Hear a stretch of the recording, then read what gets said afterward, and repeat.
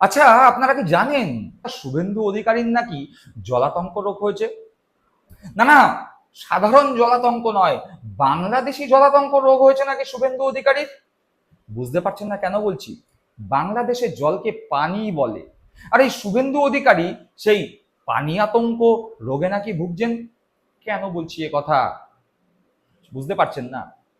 এই যেমন শোনা যায় কিছুদিন আগে শুভেন্দু অধিকারী ফলের বাজারে গেছিলেন। এক ফল বিক্রেতা বিজেপি কর্মী শুভেন্দু অধিকারীকে ডেকে নাকি জিজ্ঞাসা করেছেন, দাদা ভালো পানি ফল আছে, আপনি কি পানি ফল নেবেন? তারপরে শুভেন্দু অধিকারী ঠিক কি করেছিল সেটি দেখুন। পানি ফল নেবেন? টাটকা পানি ফল?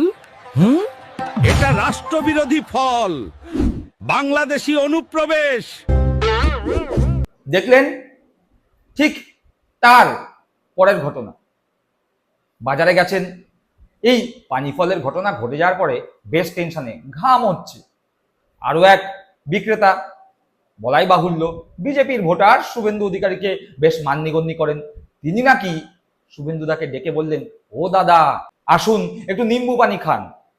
আবার পানি? বেজায় রাখলেন শুভেন্দু অধিকারী। রেগে কি করলেন দেখে নিন। পানি, নিম্বু পানি, ঠান্ডা নিম্বু পানি। এবার লেবু দিয়ে বাংলাদেশি অনুপ্রবেশ। শেষ এখানেই নয়, এই আর কিছুদিনের মধ্যেই জানুয়ারি মাসে ফেব্রুয়ারি মাস নাগাদ সরস্বতী পূজা হবে। বিভিন্ন পালবাড়িগুলোয়, অর্থাৎ যেখানে ঠাকুর বানায়, সেখানে এখন থেকেই সরস্বতী পুজোর বড় বড় ঠাকুর বানানো তৈরি হয়েছে বিনা পানির আরাধনা। সেই বিনা পানির পানিতেও শুভেন্দু অধিকারী বেজায় ক্ষিপ্ত। এক পুজো কমিটির নেতাকে ধরে নাকি বলে দিয়েছেন এবার ঠাকুরের মাধ্যমেও বাংলাদেশি অনুপ্রবেশ ঘটবে। দেখবেন, দেখুন। বিনা পানি, আবার পানি, এবার দেবতাদের দিয়েও বাংলাদেশি অনুপ্রবেশ। এ তো গেল পানি ফল, নিম্বু পানি, বিনা পানির কথা। তারপরে কি হলো?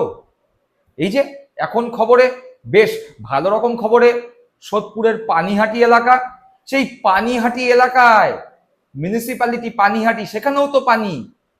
এবারও বেজায় ক্ষিপ্ত শুভেন্দু অধিকারী, বলছেন মিউনিসিপ্যালিটির মাধ্যমে বাংলাদেশি অনুপ্রবেশ ঘটছে।